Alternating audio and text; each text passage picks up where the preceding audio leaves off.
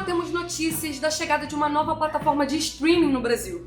Por que a Netflix basicamente só aposta em produções originais?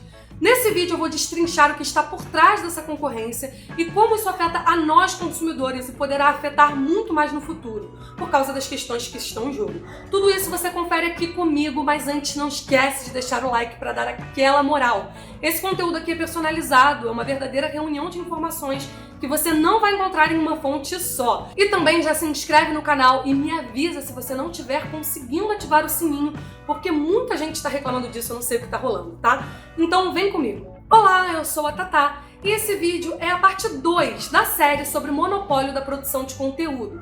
Esse aqui é focado nos streams, enquanto o último, que também tá bastante interessante, foi sobre a liberdade da web. Eu vou precisar retomar rapidamente alguns conceitos do último vídeo, embora não vai estar separado das informações novas, tá? Então assiste tudo, mesmo se você já tiver visto o outro. E eu recomendo bastante que quem ainda não viu veja o vídeo da web clicando aqui no card, porque tem muito a ver com o que a gente vai falar aqui. Eu não sei se vocês lembram que naquele vídeo eu expliquei a diferença entre os monopólios horizontais e verticais. O monopólio, do modo que todo mundo conhece, é quando uma empresa tem a hegemonia absoluta no mercado, né? Comprando ou derrubando todas as concorrentes. Esse é o monopólio clássico, ele é horizontal. Eu usei como exemplo a Google e o Facebook, que basicamente dominam o mercado de plataformas na internet, gerando aí muita receita de anúncios. Então, basicamente são monopólios ou oligopólios, para ser mais exata, dos espaços de publicidade na web. Um monopólio vertical, ao invés de concentrar o mercado aí, sufocando a concorrência, se divide em vários mercados da mesma cadeia produtiva, de um mesmo setor, como por exemplo, produção, distribuição e exibição ao mesmo tempo. Indo além, algumas atuam também nas infraestruturas, que são os sinais e os aparelhos eletrônicos. São como hidras de várias cabeças. Eu usei como exemplo para facilitar a Sony, que produz o console e produz o jogo, produz a música e o fone, o filme e o televisor. Mas existem muitas formas de monopólios verticais. Nunca vou tratar aqui como indústria da comunicação. Quando eu falei de web, a nossa preocupação com o monopólio vertical ainda não é uma realidade, ainda não tem impacto, tá? Mas no audiovisual, ou seja, no consumo de filmes e séries, o monopólio vertical já está agindo contra nós. Lembrando que a internet e o web são coisas diferentes. Eu falo aqui o web, que é o mundo dos navegadores, e a internet é uma infraestrutura de sinal, que também faz parte da cadeia do audiovisual. No último vídeo eu foquei na cadeia da web, e agora eu vou focar no audiovisual, ou seja, no nosso consumo de filmes e séries. E para isso eu vou elencar quais são os degraus dessa cadeia produtiva. E o monopólio vertical é o fato de uma mesma empresa ser dona de todos esses degraus. E isso nos afeta muito. No primeiro degrau, a gente tem as produtoras de audiovisual, os estúdios que produzem diretamente os conteúdos. O próximo degrau da cadeia, embora sejam chamadas de produtoras, são na verdade basicamente empresas que administram a terceirização da produção e elas assinam o produto.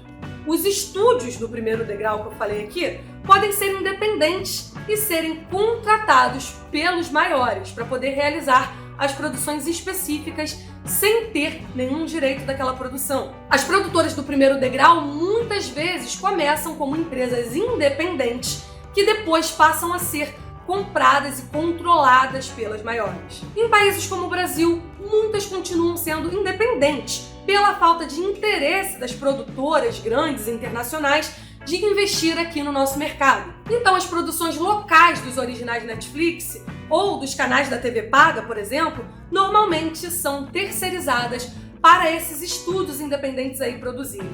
A Netflix terceirizava até nos Estados Unidos até o final de 2018, quando ela comprou e passou a controlar diretamente o seu primeiro estúdio nos Estados Unidos. E agora ela está se expandindo, já tem até previsão de comprar estúdios no Brasil. Os estúdios comprados normalmente continuam tendo o próprio nome de antes, ou um novo nome, e um CNPJ à parte. É por isso que o primeiro degrau continua existindo, ele não é substituído. E assim, de degrau em degrau, as empresas vão se verticalizando. A cadeia da Netflix se encerra quase aí, já que ela também exerce a função final da estrutura como exibidora.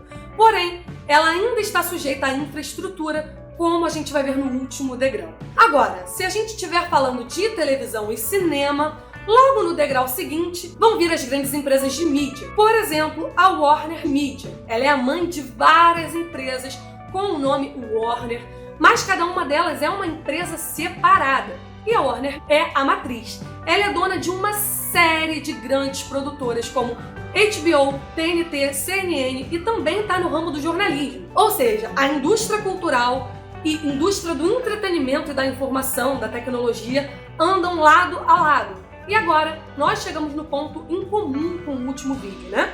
Além disso, a Warner é dona também de diversas propriedades intelectuais, como Harry Potter e todos os personagens da DC e do Cartoon Network, só para dar exemplos, tá?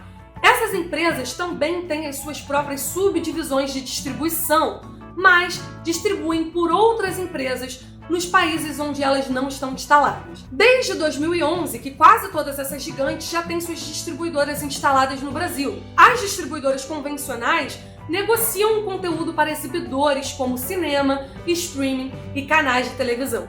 O próximo degrau da cadeia produtiva são os exibidores. No cinema, se trata das salas de cinema.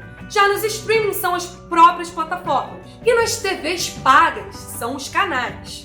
A Warner é dona de vários canais, mas ela licencia o Harry Potter para ser exibido pelo Telecine, por exemplo, que pertence à Globo. Como não produz filmes internacionais, a Globo precisa pagar pelos filmes que são exibidos no Telecine, enquanto os canais da Warner, obviamente, distribuem todos os seus produtos sem custo. A mesma negociação ocorre entre a distribuidora da Warner e a Netflix. O próximo degrau da cadeia produtiva são as infraestruturas.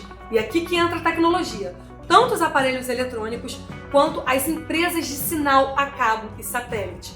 Normalmente as empresas que controlam a telefonia e o acesso à internet controlam também os serviços de TV por assinatura, porque utilizam aí as mesmas tecnologias da informação. No Brasil temos a Claro, a TIM e a Oi, para citar as mais conhecidas. E nos Estados Unidos as empresas de telefonia são gigantes e tem principalmente a AT&T e a Comcast. Essas gigantes ainda não compraram nenhuma operadora no Brasil de telefone, mas a AT&T está no mercado brasileiro de satélite, sendo a dona da Sky. Logo, a AT&T americana é concorrente da Claro TV, da Oi TV e etc.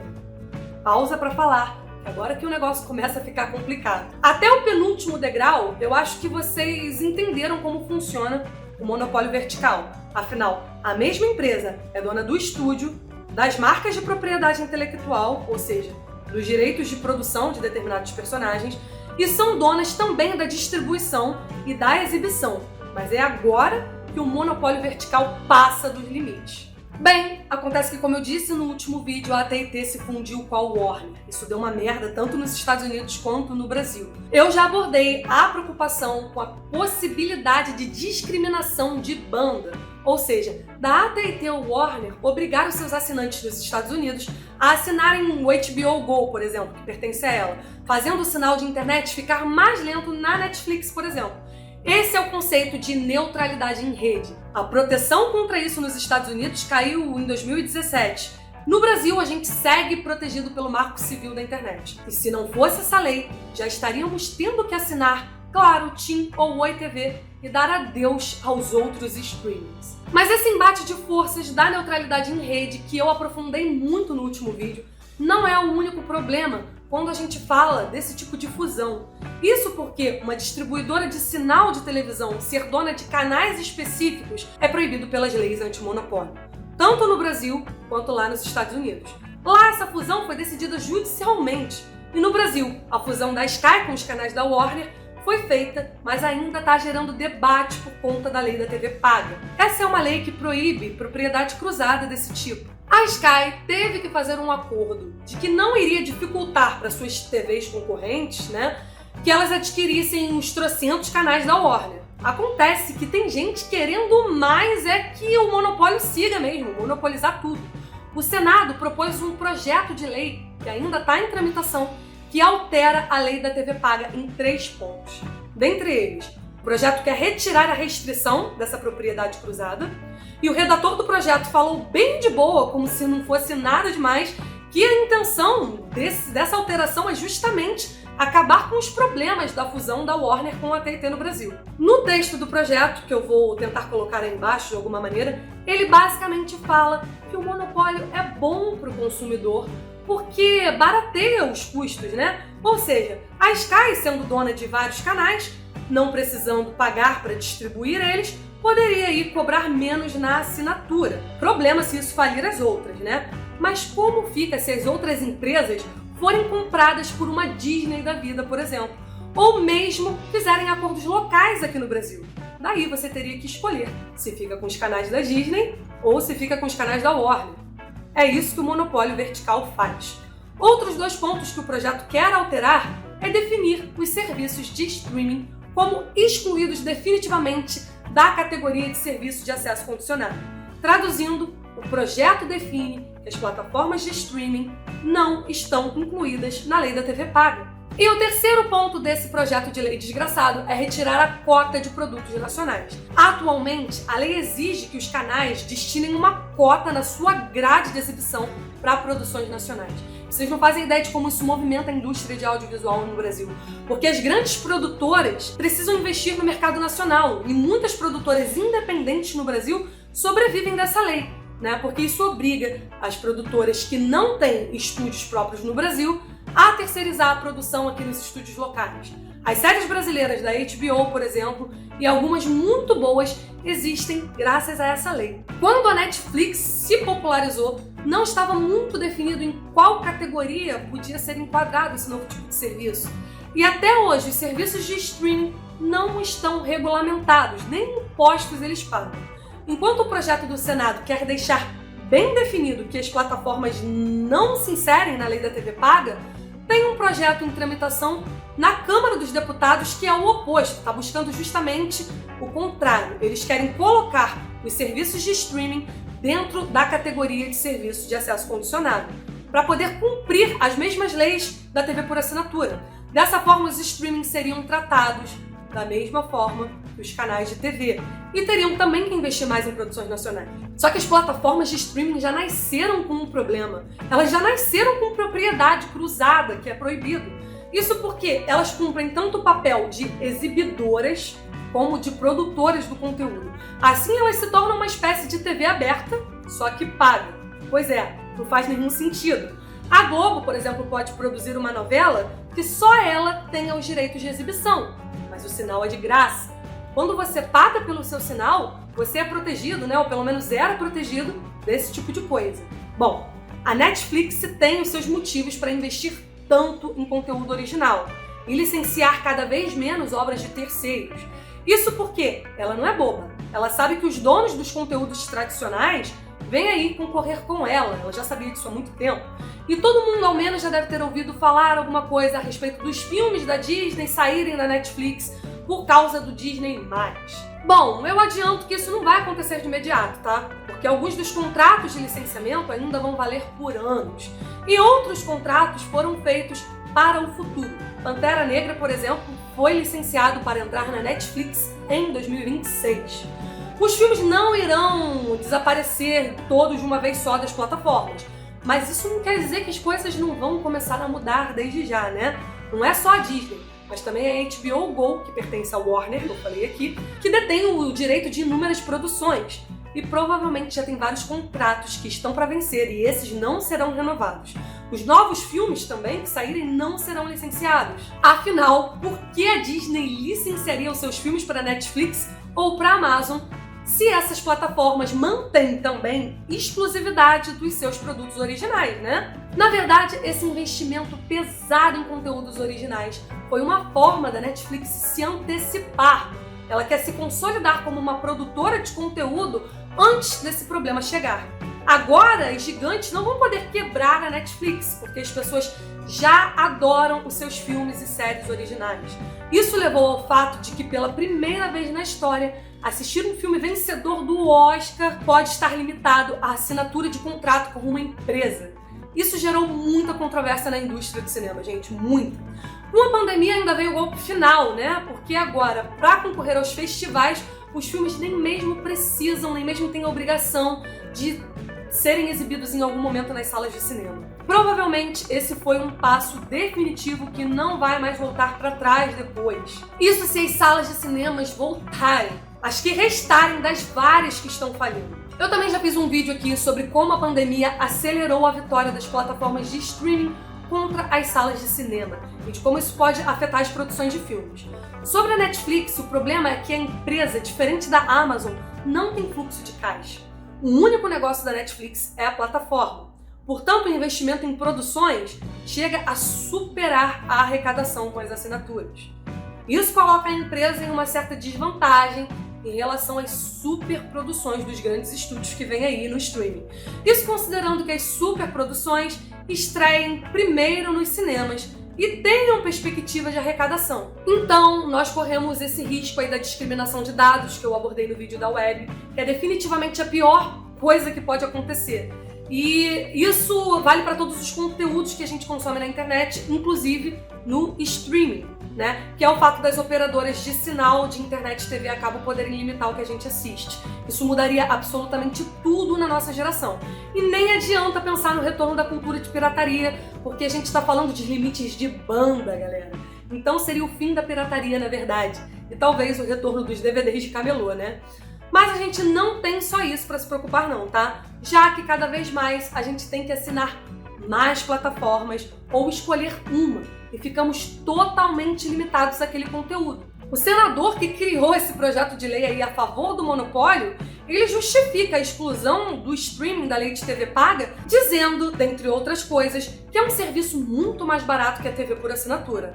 Mas olha, recentemente eu parei para olhar o preço das TVs pagas e eu percebi que eu já estou gastando mais que isso em assinaturas de plataformas de streaming, que atualmente para mim já são 5. Eu não vejo a televisão morrer completamente porque é outro tipo de experiência, né? Eu mesmo sinto muita falta do consumo passivo e desatento ali da televisão, porque nem sempre a gente sabe exatamente o que quer assistir. E sem falar que maratonar não é nada saudável, né?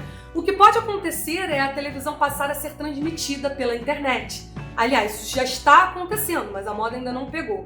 A Claro, por exemplo, processou a Fox por estar oferecendo diretamente a assinatura dos seus canais pela internet, sem o intermédio de uma operadora. Ou seja, não se trata nem mesmo de propriedade cruzada entre distribuidor e exibidor.